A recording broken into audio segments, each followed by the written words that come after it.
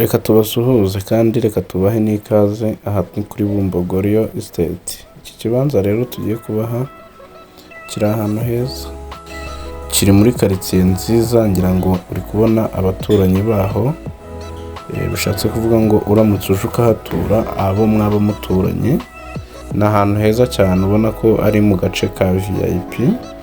Aho turi kuzuminga ni ku muhanda principal. Umuhanda principal ukaba ari hafi y'iki kibanza neza, ariko aha akaba ari muri quartier rwose nziza. Tugiye guha rero ikibanza kiri mu miturire gihagaze miliyoni 5, kiri ahantu heza cyane. Ni icyo ngicyo turi gutungaho urutoki, ni iki rwose tugezeho. Iki ngiki ngira ngo ni ikibanza kiri hejuru y'ubuso 327 gutyo. Ni ikibanza cyiza kabisa, ubona ko kigeraho umuhanda, kiri muri quartier nziza ya VIP kandi gihendutse. Ushobora kuza muri iyi minsi ukaba wajya mu biganiro nacyo, mbese uramutse ukibonye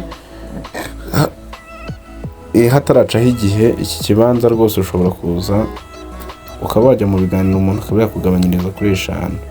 Ngira ngo maze kubereka ku muhanda principal, ari amazu muri kureba imbere ni ku muhanda principal. Ni ahantu heza cyane muri quartier nziza ituwe mu buryo busirimutse.